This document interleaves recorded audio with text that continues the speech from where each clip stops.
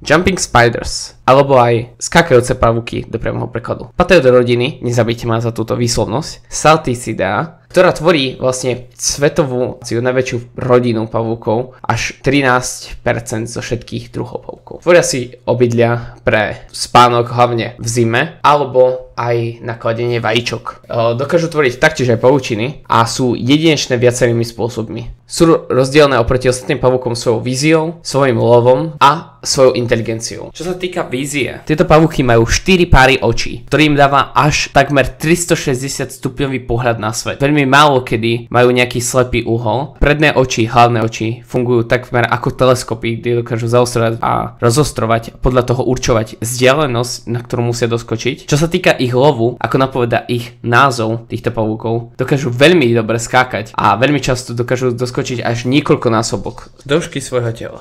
Čo sa týka tohto skoku, ich skok vyzerá nejak nasledujúco. Predné nohy dajú do vzduchu, aby si dali váhu na zadné a ich zadoček sa dotkol takmer až zeme. Keď sa podarí zadočku dotknúť sa zeme, plnia si tam pavúčinu a následne vykonajú skok. Túto akciu vykonávajú presne takto, z jednoduchého dôvodu, a to je presne tá ich spomínaná inteligencia. Tieto pavúky sú veľmi učenlivé a dokážu sa učiť zo svojich vlastných chýb. Preto si veľmi často upevňujú tieto lana a snažia sa zabraniť týmto chybám. A keď sa nejaká aj stane, tak sa snažia zachrániť a vyliesť späť, vyskúšať skočiť znova. Čo je ešte veľkou zaujímavosťou pri týchto pavúkoch je, že podobne ako vtáky alebo iné druhy zvierat, robia pred párením vlastne nejaký rituál. Konkrétne je to kombinácia tanca, zvukov a podobne. Taktiež počujú cez svoje chlpy na tele. Patria k najroztomilejším pavúkom na svete. A to je fakt. Pre tento diel to bude odo mňa všetko a uvidíme sa na budúce. Čus.